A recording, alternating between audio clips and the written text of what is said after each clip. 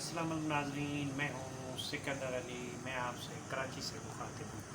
नाजरीन, आज मैं आपको प्रॉपर्टी के हवाले से बहुत अहम मालूमात दे रहा हूँ। जो गैर कानूनी प्रॉपर्टी है, जिसको मिसमार किया गया है, इंक्रोचमेंट हटाई गई है। जिन दोस्तों ने ये मेरा चैनल सब्सक्राइब नहीं किया, वो सब्सक्राइब कर लें, और ताकि आपको प्रॉपर्टी के हवाले से बहुत ही अच्छी मालूमात मिले, और अदालती हवालों से भी मैं आपको मालूमात देता रहा हूँ। सुप्रीम कोर्ट के अहकामात पे, सिंध हाई कोर्ट के अहकामात पे डिप्टी कमिश्नर मलहीर हैं, उन्होंने जो है इरफान सलीम नाम है उनका, उन्होंने गडाफ टाउन में इंक्रोचमेंट हटाने के लिए बहुत ही बड़ा ऑपरेशन किया है, जिसमें 400 एकड़ पे मुश्तमिल सरकारी ज़मीन है, उसको जो है ख़ाली कराया गया है।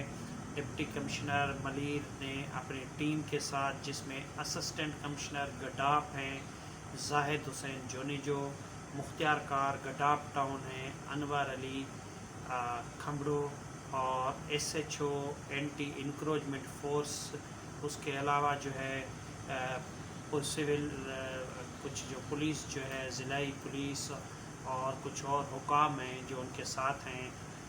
तो उन्होंने इंक्रोचमेंट जो है ख़त्म कराई है। वहाँ पे जो इंक्रोचमेंट थी और गैर कानूनी तामीरात थी, वो भी मिसमार कराई हैं।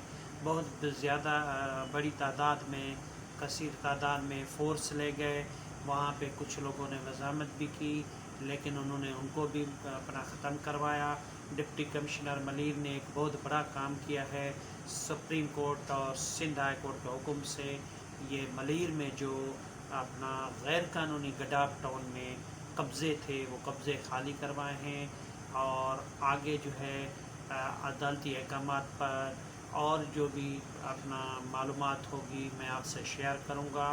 तो मैं आपको वो दिखाता हूँ जो डिप्टी कमिश्नर ने ये अपना मिसमार किए हैं या ख़ाली कराए हैं या इंक्रोचमेंट ख़त्म की है। 400 एकर्स पे ये मुश्तमिल थी और सरकारी लैंड थी। वहाँ पे बिल्डर्स थे, बहुत माफिया थी, एक बहुत बड़ी माफिया बिल्डर्स, उन्होंने यहाँ पे कब्ज़ा किया हुआ था।